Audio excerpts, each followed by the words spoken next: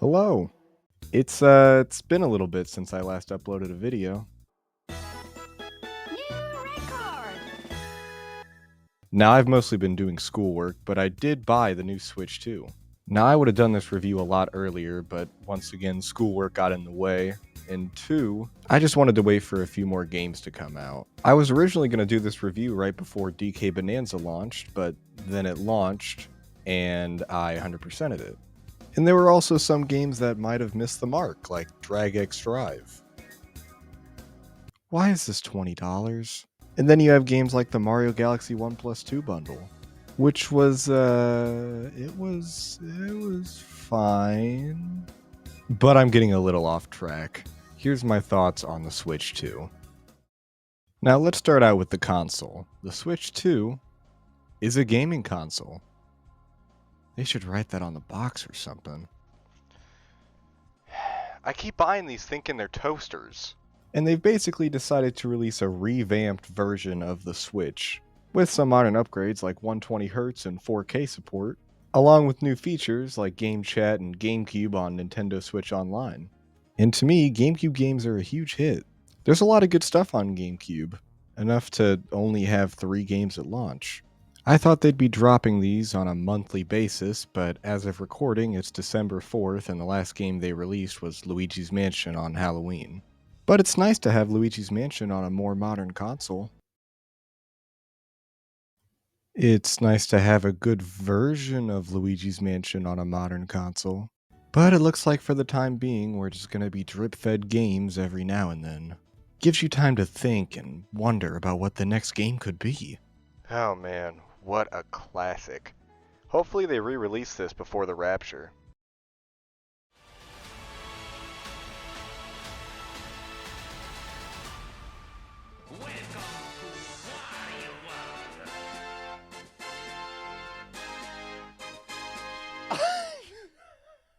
What do you mean?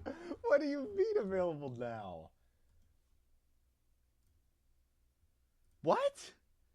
I don't even think that was on the sizzle reel that they showed fucking back in June, dude.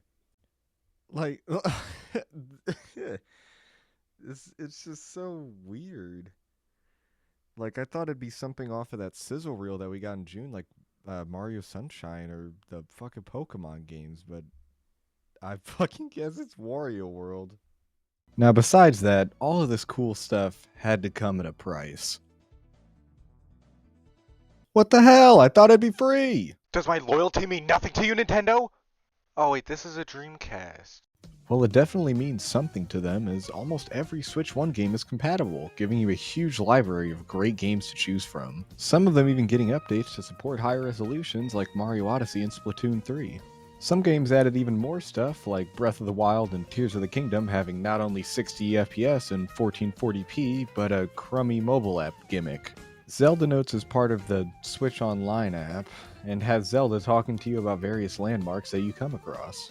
It's cool lore for the game, but I'd much rather it be on screen or something. It's still a neat feature though. But since they've added more than just a performance boost, they're $10 upgrade packs. You get the upgrade packs for free if you have Switch Online, so most people who often use their Switches will end up having these upgrade packs anyways. There are other games with significantly more content added, such as Super Mario Party Jamboree plus Jamboree TV and Kirby's Forgotten Land plus Star-Crossed Worlds. These add different modes or campaigns and cost $20 to purchase, granted you already own the original game on Switch 1. If you didn't buy it on Switch 1, it's on Switch 2 with all the DLC and a cart for $80. And so is Mario Kart World for some fucking reason. Why would you do this to us? Now, I understand why the Switch 1 games can be $80. I mean, it is just the base game plus a $20 DLC. But here comes Mario Kart World sitting at $80. But I'm focusing too much on the games. Let's talk about the hardware itself. The Switch 2 is definitely built to be much more put together than the Switch 1. Obviously, everything is a little bit bigger, but the Joy-Cons have magnets on the sides of them that connect into the console. And these magnets hold the console way more firmly than the Switch 1's crummy rail system.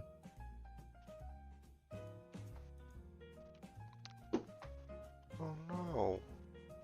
And the kickstand on the Switch 2 is leagues better than the Switch 1's. You can almost put it in any position you want. You can go all the way from basically standing up straight to basically laying down. There's also a charging port at the top of the console, so you can charge it while in tabletop mode or just in handheld while in bed. And trust me, this is one of the best things that they added. I use this all the time without even thinking about it. The game card slot has also received some upgrades. It opens from the back now, and it seems to hold the game card much better than the Switch 1 did. It kind of reminds me of the 2DS XL's little slot for games and SD cards, except this one can actually close while the 2DS XL's fucking can't. But overall, the Switch 2 sums up to be a more refined, bigger, and better version than the Switch 1. It fixed most of the issues that the Switch 1 had, such as a flimsy kickstand and not being able to charge while in tabletop mode. And it's also delivered with much better processing power for these new beefy games. Speaking of games, let's take a look at some of them that launched with the Switch 2. There was definitely a lot of stuff to play on Switch 2 at launch, a fair amount compared to Switch 1's launch. But most of the stuff here I didn't play, which does make this segment a little easier for me. Oh boy, which game do I get to pick on first? I guess I'll start with Switch 2 Welcome Tour because that introduces some of the console's unique features. Switch 2 Welcome Tour is almost like if 1-2 Switch was good. I know that sounds crazy, but hear me out.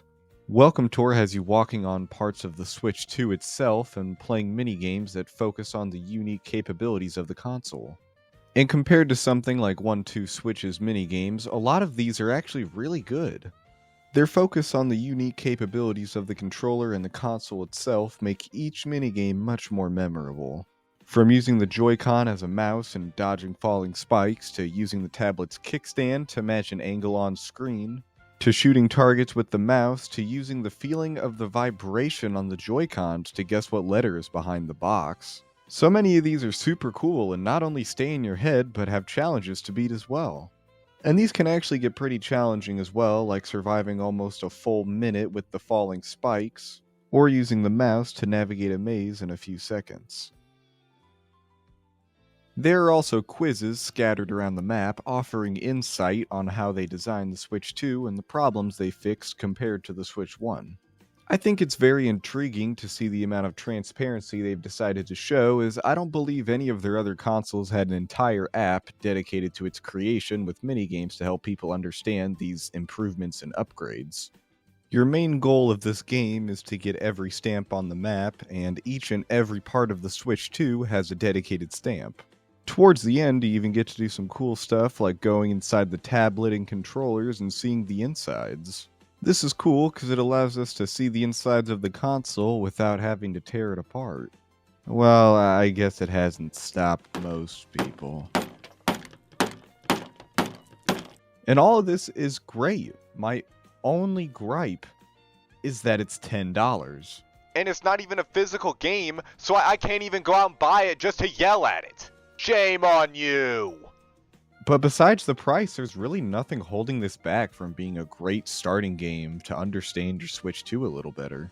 I hope that one day they just make it full-blown free, but that would kind of suck for the people that spent $10 on it. I mean, what the hell did we get? Early access? But when compared to something like 1-2 Switch, which was also not a pack-in, but was $50, Welcome Tour is a way better experience for your money. Most of the games in 1-2 Switch amount to motion control games, with most being playable only once or twice before losing their spunk. Except for Ball Count. Ball Count is good. Ball count. And that's pretty much all I have to say about Switch 2 Welcome Tour. It's a pretty good minigame collection that showcases the unique features of the Switch 2, but it's all locked behind that $10 price tag. And next we'll talk about Mario Kart World, the game that was mainly pushed for the Switch 2's launch. Mario Kart World has definitely been a divisive game for many people, mainly from the way the game is designed around its world. The world is interconnected, meaning every course is connected to each other, giving you not only the ability to drive from track to track with up to 24 players, but to explore in free roam, collect items, and complete challenges in a huge sprawling world, as the name implies. See, the problems come in these intermission tracks, which mainly consist of straight roads. They weren't terrible, but the more you play them, the more you start to value the actual tracks more than these intermission ones. The Grand Prix has also changed to support this as well, with 3 of the 4 races being intermission courses as you drive to the next track and race in it for only 1 lap. And there was definitely some back and forth with people online and Nintendo over these intermission tracks. I mean, people started picking random tracks while in online lobbies to get a higher chance of a normal race, and Nintendo modified that random selection to have a higher chance of getting an intermission track from it. And then after about a month of people being angry about it, they decided to change it again to fix it. People complained about the map for free roam and how it didn't really display where the challenges were or what ones you did, and Nintendo eventually released a patch to show what challenges and collectibles you've actually obtained.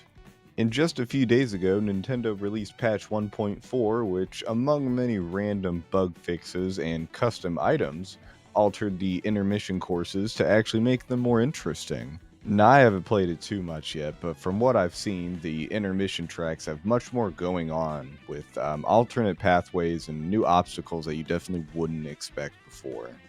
But now, with most of the bads out of the way, let's get to the goods, and oh man, this game is good. And whenever we talk about goods, we have to talk about the graphical upscale compared to 8 Deluxe, because oh my gosh, some of these courses look absolutely stunning. These courses look beautiful, and being able to take my Switch out of the dock and having little to no compromise on the visuals or frame rate is honestly one of the reasons I've used the Switch 2 so much. Back whenever I used the Switch 1 in portable mode, man, I always felt like something was off. Like maybe the screen was a bit too blurry, the controllers are kind of small, I can't even put the Joy-Cons on the rails. I over-exaggerate, but the Switch 1 in portable mode was just downscaled a bit too much for me. The Switch 2's portable mode strikes with a much clearer image than Switch 1, often holding its own in the portable mode where the docked mode on Switch 1 couldn't.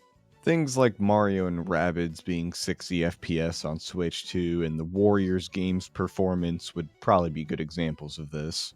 Now, the Switch 2 may not be able to output 4K in handheld mode, but I personally don't use 4K that much, as I've always enjoyed just 1080p with higher frame rates. But I'm getting sidetracked. Let's get back to the goods of Mario Kart.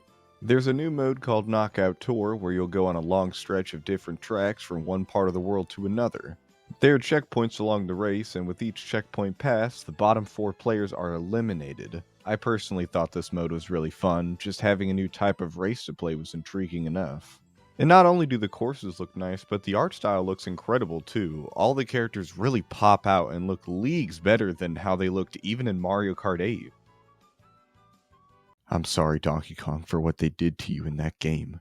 One of the main gimmicks of Mario Kart World is the new inclusion of wall riding. Now, you would think that this is just a small feature for an extra boost here and there, but wall riding absolutely changes the way you can play these courses. And these courses are built for it too. If you can understand and master these mechanics, you will be rewarded with good shortcuts and a cool clip to brag about to your friends. And most of these wall riding tricks are combined with rail riding to perform some insane combos. I mean, like you aren't even playing on the same track as these other racers at this point. Once this game has been out for even longer and more people start to understand the mechanics of wall riding, this game's gonna be fucking broken. Ranked play is gonna be disgusting.